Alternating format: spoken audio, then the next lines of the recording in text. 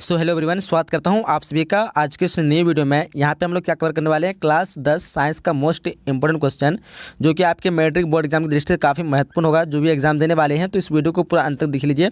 मैं उम्मीद करूँगा कि काफ़ी सारे क्वेश्चन आपको यहाँ से देखने को मिलेंगे। इससे पहले जब हम लोग क्या बना रहे थे 12 क्लास की, यहाँ पे अगर आप लोग न्यू है तो बता देता हूँ आप लोग को कि अगर आप लोग 10वीं और 12वीं की तैयारी कर रहे हैं तो आप लोग इस चैनल को जरूर सब्सक्राइब करें। यहाँ पे आपको 10वीं और 12 से रिलेटेड सभी तरह के क्वेश्चन जो प्रोवाइड कराए जाएंगे। इससे पहले जो 12 का एग्जाम हुआ था वहाँ पे जितने भी क्वेश्चन दिए सारे क्वेश्चन आपको बोर्ड एग्जाम में दृष्टि से सभी क्वेश्चन मिले थे। जाके काफ़ी लोग मुझे कमेंट किए थे कि मेरे जो छोटे भाई है वो 10वीं का एग्ज़ाम देने वाले हैं, तो आप लोग 10वीं का भी मतलब तैयारी कराइए। तो मैं इसलिए 10वीं का भी तैयारी करना शुरू कर दिया हूँ। तो आप लोग न्यू है तो चैनल को जरूर सब्सक्राइब कीजिए, साथ में नोटिफिकेशन बेल को भी ऑन कर लीजिए, ठीक है। और वीडियो को लाइक करके आप लोग कमेंट बॉक्स में बता सकते हैं कि अगला सब्जेक्ट आपको कौन सी चीज़ का चाहिए, ठीक है। तो फर्स्ट क्वेश्चन क्या कर देखिए ध्यान से कि उत्तल दर्पण में किस प्रकार का प्रतिबिंब बनता है। तो देखिए ध्यान से 4 ऑप्शन दिया हो किसान में।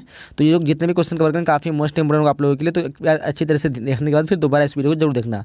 तो फर्स्ट क्या होगा, ऑप्शन नंबर बी हो जाएगा। आभासी उत्तल दर्पण में जो किस प्रकार प्रतिबिंब बनता है, आभासी बनता है, यानी ये मतलब इसका एक क्वेश्चन फर्स्ट का राइट ऑप्शन नंबर ए हो जाएगा। चलिए क्वेश्चन नंबर दूसरा के अवतल लेंस में आवर्धन जो एम बराबर होता है, काफ़ी इंपोर्टेंट क्वेश्चन है। देखिए ध्यान से आवर्धन एम बराबर क्या होता है, ऑप्शन यहाँ पे 4 दिया हुआ है। तो राइट ऑप्शन क्या होगा, 2 का राइट ऑप्शन नंबर डी हो जाएगी, यानी V/U क्या होगा, ऑप्शन नंबर डी। चलिए आगे बढ़ते हैं।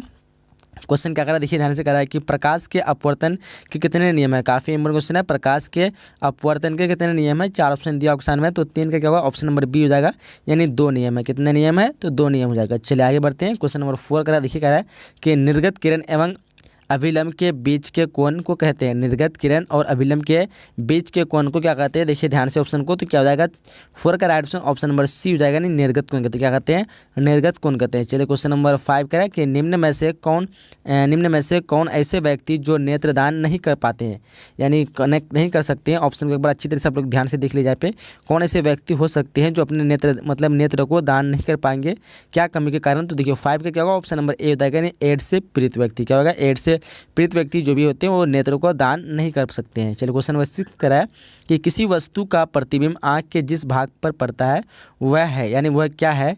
तो ध्यान से एक बार ऑप्शन को आप लोग पढ़ लीजिए यहाँ पे।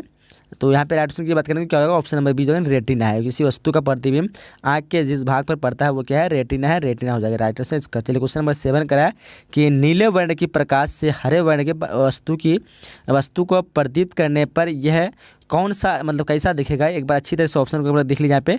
तो 7 का क्या होगा, 7 का राइट ऑप्शन नंबर बी हो जाएगी, नहीं काला हो जाएगा। क्या ऑप्शन नंबर बी। चलिए आगे बढ़ते हैं। क्वेश्चन नंबर 8 करा है कि ऊर्जा का ऐसा मात्रक क्या होता है। ऊर्जा का ऐसा मात्रक क्या होता है, एक बार अच्छी तरह से ऑप्शन को देख लीजिए यहाँ पे। तो 8 का क्या होगा, 8 का राइट ऑप्शन नंबर बी हो जाएगी, नहीं जूल। ऊर्जा का ऐसा मतलब जूल होती है, ऑप्शन में का बी हो जाएगा।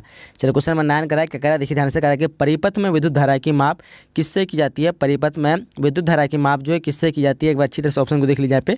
तो 9 का राइट ऑप्शन की बात करें ऑप्शन नंबर बी हो जाएगी, यानी ए मीटर। क्या होगा, ऑप्शन नंबर बी। आगे क्वेश्चन नंबर 10 करा है क्या करा, देखिए ध्यान से सुनिए। करा कि एक विद्युत हीटर की कुंडली जिसका प्रतिरोध जो है 55 क्या कहते हैं ओम है तथा 220 वोल्ट के स्रोत सॉरी एक बार हम इसको थोड़ा जूम आउट कर लेते हैं। हाँ अब दिखाई पड़ रहा है आप लोगों को। क्या कह रहा है कि एक विद्युत हीटर की कुंडली जिसका प्रतिरोध 55 ओम है, 250 वोल्ट के स्रोत से जो विद्युत धारा लेगी उसका मान जो है क्या होगा। एक बार ऑप्शन को अच्छी तरह से आप लोग देख लीजिए यहाँ पे क्या हो जाएगा उसका मान। तो क्या हो जाएगा यहाँ पे राइट ऑप्शन नंबर ए हो जाएगा, 4 एम्पियर होगा। क्या हो जाएगा, ऑप्शन नंबर ए 4 एम्पियर। चलिए आगे बढ़ते हैं। आगे क्वेश्चन नंबर देखिए ध्यान से। क्वेश्चन नंबर 11 करा कि विभव अंतर मापने वाले यंत्र को क्या कहा जाता है। एक बार अच्छी तरह से देख लीजिए ध्यान से ऑप्शन को। विभव अंतर मापने वाले यंत्र को क्या कहा जाता है। और तो यहाँ पे क्या हो जाएगा, 11 का राइट ऑप्शन नंबर बी हो जाएगा, यानी वोल्टमीटर। क्या कहते हैं, वोल्टमीटर। तो यहाँ पे क्या होगा, ऑप्शन नंबर इस क्वेश्चन का ए हो जाएगा। चलिए आगे बढ़ लेते हैं हम लोग, सॉरी बी हो जाएगा। क्वेश्चन नंबर 12 करा है कि जब विद्युत धारा की दिशा चुंबकीय क्षेत्र की दिशा के लंबवत होता है तो जो आरोपित बल का परिमाण जो होता है वो क्या होता है। एक बार अच्छी तरह से ऑप्शन को देख लीजिए यहाँ पे। तो क्या जाएगा, क्वेश्चन नंबर 12 का राइट ऑप्शन नंबर बी हो जाएगा, यानी अधिकतम होता है। क्या होता है, अधिकतम, ऑप्शन बी हो जाएगा। इसलिए क्वेश्चन नंबर 13 कह रहा है कि फ्लोमिंग के दाएँ हस्त नियम में अंगूठा किस दिशा की ओर संकेत करता है।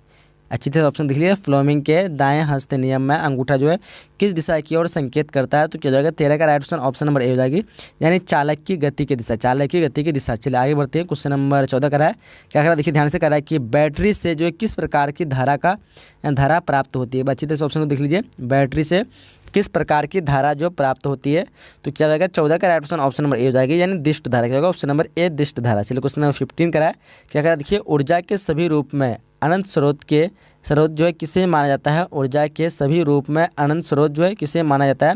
तो 15 का राइट ऑप्शन क्या हो जाएगा? 15 का right option option number C हो जाएगा, यानी सूर्य। क्या हो जाएगा? ऑप्शन नंबर सी सूर्य, यानी ये जो है 15 का ऑप्शन नंबर सी राइट हो जाएगा। चलिए आगे बढ़ते हैं हम लोग नेक्स्ट क्वेश्चन की तरफ। उसके बाद क्वेश्चन नंबर जो 16 का रहा है, क्या कह रहा है देखिए ध्यान से, कि सूर्य के प्रकाश में हमें जो हमें जिस गर्मी की अनुभूति होती है उसमें क्या विकिरण उपस्थित है? ऑप्शन के बार देख लीजिए ध्यान से। तो 16 का क्या होगा? 16 का ऑप्शन ऑप्शन नंबर बी जाएगी, नहीं क्या हो जाएगा? अवरक्त विकिरण। क्या होगा? ऑप्शन नंबर बी अवरक्त विकिरण। क्या क्वेश्चन नंबर 17 का रहा है कि वैसी रासायनिक अभिक्रिया जो एक ही दिशा में अग्रसर होती है उसे कहा जाता है। एक बार अच्छी तरह से ऑप्शन को देख लीजिए। तो 17 का क्या होगा? 17 का ऑप्शन नंबर ए हो जाएगा, यानी अनुत्क्रमणीय। क्या होगा? ऑप्शन नंबर ए हो जाएगा। चलिए आगे बढ़ते हैं। क्वेश्चन नंबर 18 का देखिए, कह रहा है कि साग सब्जियों का विघटन होकर क्या कहते हैं कंपोस्ट बनाना जो है किस प्रकार की अभिक्रिया है? एक बार अच्छी तरह से ऑप्शन को देख लीजिए यहाँ पे। तो क्या जाएगा? 18 का ऑप्शन ऑप्शन नंबर यहाँ पे बी हो जाएगी, नहीं ऊष्माक्षेपी। क्या होगा? ऑप्शन नंबर बी ऊष्माक्षेपी। चलिए क्वेश्चन नंबर 19 करा, क्या करा कि लेड नाइट्रेट चूर्ण को एक प्रणाली में लेकर गर्म करने पर भूरे रंग का धुआं उत्सर्जित होता है। ये धुआं जो है क्या होता है? तो एक बार अच्छी तरह से ऑप्शन को देख लीजिए यहाँ पे। तो क्या हो जाएगा? 19 का right option option number B हो जाएगी, यानी नाइट्रोजन डाइऑक्साइड का क्या होती है? तो ये धुआं है नाइट्रोजन डाइऑक्साइड। चलिए आगे क्वेश्चन नंबर 20 करा कि नींबू में जो है किस प्रकार के अम्ल पाए जाते हैं? काफ़ी इंपॉर्टेंट क्वेश्चन है, या पूछा जा सकता है नींबू में जो किस प्रकार के अम्ल पाए जाते हैं? तो 20 का क्या होगा? 20 का ऑप्शन नंबर ए होगा, सिट्रिक अम्ल। क्या होगा? Option number A. चलिए आगे बढ़ते हैं। आगे क्वेश्चन नंबर यहाँ पे 21 करा है। क्वेश्चन नंबर 21 करा है कि वे पदार्थ जिनके स्वाद खट्टा होते हैं, जो खट्टा होते हैं और जो नीले लिट्मस पेपर के घोल को लाल बनाता है कहा जाता है। ये क्वेश्चन एक बार मैं भी रिपीट कर चुका हूँ पहले, तो काफ़ी इजी क्वेश्चन है, पता होगा किसी को। उसको अम्ल कहते हैं, यानी 21 का ऑप्शन नंबर सी हो जाएगा, नहीं अम्ल। जो पदार्थ खट्टा होता है जो नीले लिट्मस पेपर को लाल कर देता है तो उसको क्या कहते हैं? अम्ल कहते हैं। इसका पीएच मान अगर पूछा जाए तो इसका पीएच मान 7 से कम होता है। तो ये भी पूछा जा सकता है कि जिस पदार्थ का पीएच मान 7 से कम हो वो पदार्थ को क्या कहते हैं? तो अम्ल कहते हैं। जिसका 7 से अधिक हो उसको क्षारीय कहते हैं। क्वेश्चन 22 करा कि सोडियम हाइड्रोक्साइड का पीएच मान जो लगभग होता है, यानी किसके बराबर होगा? 11, 12, 13 या फिर 14। तो इस क्वेश्चन का ऑप्शन बी हो जाएगा, 14। ये भी काफ़ी इंपॉर्टेंट क्वेश्चन, काफ़ी ज़्यादा पूछा गया है। तो ये भी आप लोग अच्छी तरह से ये जितने भी क्वेश्चन करूँ काफ़ी इंपॉर्टेंट क्वेश्चन है, तो आप लोग दोबारा इस वीडियो को जरूर देखना है, ठीक है। तो 22 का क्या होगा? ऑप्शन नंबर बी हो जाएगा। चलिए क्वेश्चन नंबर 23 का देखिए, नाइट्रोजन डाइऑक्साइड के धुएं का रंग जो होता है, नाइट्रोजन डाइऑक्साइड के धुएं का रंग जो कैसा होता है? एक अच्छी तरह से ऑप्शन को देख लीजिए यहाँ पे। तो 23 का क्या हो जाएगा? 23 का ऑप्शन ऑप्शन नंबर ए हो जाएगी, यानी भूरा। क्या हो जाएगा? Option number A. चलिए आगे बढ़ते हैं। क्वेश्चन नंबर उसके बाद 24 का देखिए ध्यान से। क्वेश्चन 24 का लिटमस रंजक बैगनी रंग का होता है जो निकलता है, यानी कहाँ से निकला आता है? ये जो लिटमस रंजक जो होता है वो बैगनी रंग का होता है, वो जो निकल आता है कहाँ से? तो ऑप्शन एक बार अच्छी तरह से देख लीजिए। तो 24 का क्या होगा? 24 का ऑप्शन ऑप्शन नंबर ए हो जाएगा। क्या हो जाएगा? ऑप्शन नंबर ए, यानी लाइकेन। क्या होगा? Option number A. चलिए आगे बढ़ते हैं हम लोग। आगे क्वेश्चन नंबर 25 का देखिए, कह रहा है कि निम्न में जो कौन अधातुएं हैं? निम्न में से जो कौन जो अधातुएं हैं? एक बार अच्छी तरह से ऑप्शन को देख लीजिए, Zn, Fe, Mg या फिर H। तो यहाँ पे राइट ऑप्शन क्या होगा? 25 का। काफ़ी इजी क्वेश्चन पता होगा आपको। H जो है ये हाइड्रोजन का जो है ये क्या एक अधातु है। बाकी Mg मैग्नीशियम पता होगा आपको, ये धातु है। Zn जिंक ये भी धातु है। Fe लोहा, फेरम ये भी क्या एक धातु है। तो ऑप्शन क्या होगा? इस क्वेश्चन ए हो जाएगा, जो कि हाइड्रोजन है, गैस है, कुछ जो कि धातु के अंदर आता है। क्वेश्चन नंबर 26 करेंगे, कौन सा धातु जल में डालने पर तैरने लगता है? आप अच्छी तरह से एक बार ऑप्शन को देख लीजिए, इनमें से कौन सा धातु है जो जल में अगर डालेंगे तो वो तैरेगा, ठीक है। तो यहाँ पे क्या हो जाए तैरेगा? तो ये कैल्शियम को डालने पर वो तैरता है, ठीक है। तो यहाँ पे क्या होगा? ऑप्शन इस क्वेश्चन का सी हो जाएगा। 26 क्या होगा? Option number C. चलाइए क्वेश्चन नंबर 27 करें कि लोहा से जिंक लेपित करने की क्रिया को क्या कहते हैं? ये भी काफ़ी इंपॉर्टेंट क्वेश्चन है, तो देखिए ध्यान से ऑप्शन को। तो क्या जाएगा? यहाँ पे 4 ऑप्शन दिया आपके सामने। तो 27 का ऑप्शन नंबर बी जगनी गैल्वेनीकरण, यानी जिसको हम यशदनीकरण भी कर सकते हैं इसको। तो गैल्वेनीकरण ऑप्शन इस क्वेश्चन का बी हो जाएगा। चलिए आगे बढ़ते हैं। क्वेश्चन नंबर 28 करा है कि कार्बन क्या है? कार्बन जो है क्या है? धातु है, अधातु है, उपधातु है, या फिर इनमें से कोई नहीं। तो क्या जाएगी? 28 का ऑप्शन की बात करेंगे तो 28 का ऑप्शन नंबर यहाँ पे कार्बन अधातु है, यानी ऑप्शन क्वेश्चन का बी हो जाएगा। क्या होगा? Option number B. चलिए क्वेश्चन नंबर 29 करा है कि ग्लूकोज का रासायनिक सूत्र क्या होता है? ये भी काफ़ी इंपॉर्टेंट क्वेश्चन हो सकता है आप लोगों के लिए एग्जाम के लिए। ग्लूकोज का रासायनिक सूत्र क्या होता है? देखिए ध्यान से, चीनी का रासायनिक सूत्र या फिर ग्लूकोज का रासायनिक, ये दोनों क्वेश्चन काफ़ी बार पूछे जाते हैं, तो आप लोग इस क्वेश्चन को अच्छी तरह से एक बार ध्यान रख लीजिए, ठीक है। तो 29 का क्या होगा? 29 का ऑप्शन नंबर यहाँ पे बी हो जाएगा, C6H12O6 क्या होगा? ऑप्शन नंबर बी हो जाएगा। चलिए आगे बढ़ते। क्वेश्चन नंबर 30 करा क्या करा? देखिए करा कि मिथेनाइक अम्ल का सामान्य नाम क्या है? मिथेनाइक अम्ल का सामान्य नाम क्या है? एक बार अच्छी तरह से ऑप्शन को देख लीजिए यहाँ पे। तो 30 का राइट ऑप्शन की बात करें ऑप्शन नंबर ए हो जाएगी। क्या हो जाएगा ऑप्शन नंबर ए यानी फॉर्मिकम्ल। क्या होगा ऑप्शन नंबर ए। चलिए क्वेश्चन नंबर 31 कराए कि आवर्त सारणी के शून्य समूह का तत्व है। आवर्त सारणी के शून्य समूह का तत्व जो कौन सा इनमें से, एक बार अच्छी तरह से ऑप्शन को देख लीजिए। तो 31 का क्या हो जाएगा, 31 का right option option number B हो जाएगी यानी HE। क्या होगा ऑप्शन नंबर बी। चलिए आगे बढ़ते हैं हम लोग। क्वेश्चन नंबर 32 का क्या करा है कि समूह में ऊपर से नीचे जाने पर परमाणु साइज में क्या परिवर्तन होता है। एक बार अच्छी तरह से ऑप्शन को देख लीजिए यहाँ पे। तो क्या हो जाएगा 32 का राइट ऑप्शन की बात करेंगे तो ऑप्शन नंबर यहाँ पे सी हो जाएगी। क्या हो जाएगा ऑप्शन नंबर सी यानी बढ़ता है। क्या होगा ऑप्शन नंबर सी। चलिए क्वेश्चन नंबर 33 का है क्या कह रहा है कि रक्तचाप मापने वाले यंत्र को क्या कहते हैं। रक्तचाप मापने वाले यंत्र को क्या कहते हैं। ये भी काफ़ी ईजी क्वेश्चन है बट आप लोग इंपॉर्टेंट हो सकता है। तो उसको कहते हैं डायलिसिस मशीन। ऑप्शन इस क्वेश्चन का क्या जाएगा 33 का क्या होगा ऑप्शन नंबर यहाँ पे जाइए सॉरी डायलिसिस तो रक्त को ये करने के क्या इस क्या कहते हैं एस्फाइगमो मिलीमीटर। ये जो रक्तचाप को मापा जाता है, डायलिसिस तो रक्त को शुद्ध करने की प्रक्रिया अंदर में होती है, उसको कहते हैं डायलिसिस। तो वहाँ पे डायलिसिस वो प्रक्रिया कहलाती है, वो डायलिसिस अलग चीज़ है। ये है जो क्या कहते हैं एस्फाइगो मैनोमीटर, ये जो है क्या कहते हैं रक्तचाप को मापा जाता है। ठीक है, तो यहाँ पे क्या होगा ऑप्शन नंबर इस क्वेश्चन का ए हो जाएगा। जो भी इंसान को मतलब जो परिसर दिखाता है जिसको, उसी को हम कहते हैं रक्तदाब। जिससे आप लोग मापे होंगे अपने डॉक्टर के पास जाकर के अपना अपना प्रेशर, तो उसको मापा जाता है किसके, तो एस्फाइगो मैनोमीटर, एस्फाइगो मैनोमीटर। चलिए आगे बढ़ते हैं हम लोग। क्वेश्चन नंबर यहाँ तो 33 हो गया, आप 34 क्वेश्चन तक बढ़ते हैं। क्वेश्चन नंबर 34 क्या कर रहा है देखिए ध्यान से, कह रहा है कि मनुष्य में मुख्य श्वसन अंग क्या है। मनुष्य में मुख्य श्वसन अंग क्या है, इनमें से देखिए ध्यान से। तो क्या जाएगा ऑप्शन डी हो जाएगा, यानी फेफड़ा जो है इसका मुख्य श्वसन अंग कहलाता है मनुष्य का। तो ऑप्शन इस क्वेश्चन का डी हो जाएगा। आप लोग नाक नहीं लगाइएगा, फेफड़ा मुख्य श्वसन अंग है, तो ऑप्शन इस क्वेश्चन का डी हो जाएगा। चलिए क्वेश्चन नंबर 35 करा कि मनुष्य में पाचन की क्रिया जो शुरू होती है कहाँ से शुरू होती है। काफ़ी ईजी क्वेश्चन है बट ये भी पूछा जा सकता है आपको। मुख गुहा से यानी मुँह से शुरू होती है। 35 का क्या होगा ऑप्शन नंबर सी हो जाएगा। चलिए क्वेश्चन नंबर 36 करा देखिए, क्लोरोफिल वर्णक का रंग है यानी किस तरह होता है, हरा, नीला, लाल, सफ़ेद। काफ़ी जो इजी क्वेश्चन है, हरा होता है। ऑप्शन क्वेश्चन का ए हो जाएगा। 36 का ऑप्शन नंबर ए हो जाएगा। चलिए क्वेश्चन नंबर 37 का क्या कह रहा है कि मस्तिष्क का कौन सा भाग हृदय संपतन तथा श्वसन की गति को नियंत्रित करता है। एक बार देख लीजिए ऑप्शन को ध्यान से आप लोग। तो क्या हो जाएगा 37 का ऑप्शन ऑप्शन बी हो जाएगा, नहीं मेंडुला। क्या होगा ऑप्शन नंबर बी हो जाएगी। क्या हो जाएगी 37 का ऑप्शन नंबर बी मेंडुला। चलिए क्वेश्चन नंबर 38 का देखिए, कह रहा है कि पादप हार्मोन का उदाहरण है। इनमें से जो कौन जो है पादप हार्मोन का उदाहरण है, ये भी काफ़ी इंपोर्टेंट क्वेश्चन है। देख लीजिए एक बार अच्छी तरह सब लोग ऑप्शन को पढ़ लीजिए।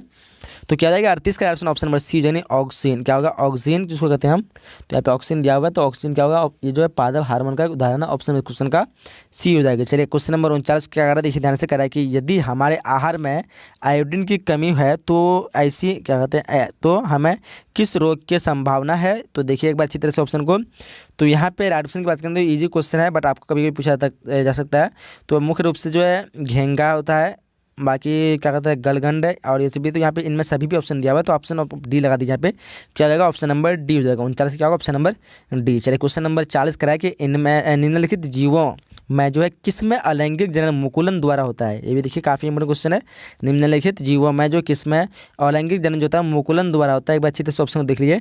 तो 40 का क्या होगा, 40 का ऑप्शन नंबर सी हो जाएगा, यीस्ट। क्या हो जाएगा ऑप्शन नंबर सी। कह क्वेश्चन नंबर 41 कह रहा है क्या कह रहा है कि अड़हुल जो है किस प्रकार का फूल है। अड़हुल जो है किस प्रकार का फूल है, एक बार ऑप्शन को देख लीजिए अच्छी तरह। तो 41 का क्या हो जाएगा, 41 का ऑप्शन नंबर ए हो जाएगी, नहीं द्विलिंगी। क्या होगी ऑप्शन नंबर ए द्विलिंगी। चलिए क्वेश्चन नंबर 42 क्या देखिए ध्यान से कह रहा है कि पराग कोष में होते हैं। पराग कोष में जो है होते हैं क्या होते हैं, एक बार अच्छी तरह से ऑप्शन को देख लीजिए यहाँ पे।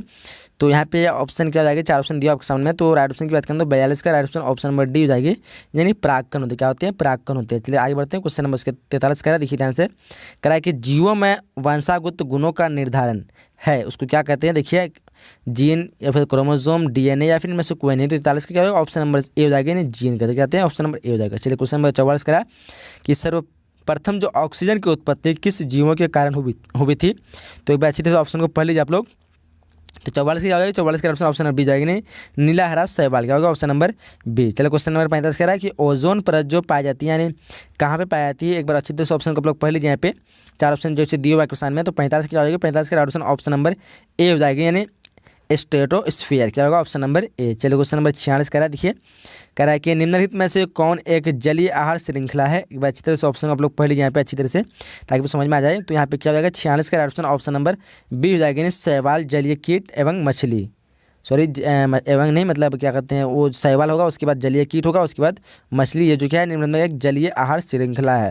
कहने का अर्थ ये है कि शैवाल को जो जल खाता है, जलीय कीट खाता है और जलीय कीट को कौन खाता है, मछली खाता है। तो एक श्रृंखला क्या है, जल का है। बाकी जो घास बकरी से तो स्थल का हो गया, घास जलीय कीट मछली और मनुष्य। तो यहाँ पे मनुष्य जो है या फिर मनुष्य कहाँ का हो जाएगा, स्थल का हो जाएगा। बाकी ये घास जो है ये फिर स्थल का हाँ समुद्र भी हो सकता है, बट यहाँ पे मनुष्य क्या हो जाएगा, स्थल का हो जाएगा। घास मछली मनुष्य ये भी क्या हो जाएगा, यहाँ पे स्थल का हो जाएगा। तो यहाँ पे क्या पूछा है, सिर्फ जल का पूछा है। तो शैवाल भी जल में पाया है, जलीय कीट भी जल में पाएगा और मछली भी जलीय। तो ये क्या हो जाएगा, एक जलीय कीट का आहार श्रृंखला हो जाएगा। ठीक है, तो राइट ऑप्शन क्या हो जाएगा, बी हो जाएगा। चलिए क्वेश्चन नंबर उसके बाद है 37 कह रहा है कि निम्नलिखित में जो है क्या कर रहा है कि निम्नलिखित में कौन प्राकृतिक संसाधन नहीं है। एक बार अच्छी तरह से ऑप्शन को आप लोग पढ़ लीजिए यहाँ पे। तो 47 से क्या होगा, 47 का ऑप्शन नंबर डी हो जाएगा, जीवधारी क्या होगा, ऑप्शन नंबर डी। चलिए क्वेश्चन नंबर 48 क्या करें, देखिए ध्यान से कह रहा है कि जैव विविधता के विशिष्ट स्थल है। जैव विविधता के विशिष्ट जो स्थल क्या है, ऑप्शन एक बार देख लीजिए। तो 48 क्या होगा, 48 का ऑप्शन नंबर डी हो जाएगा, 1 क्या होगा, ऑप्शन नंबर डी। तो यहाँ पे जितने भी क्वेश्चन इंपॉर्टेंट हो सकते हैं मैं सारे क्वेश्चन को कवर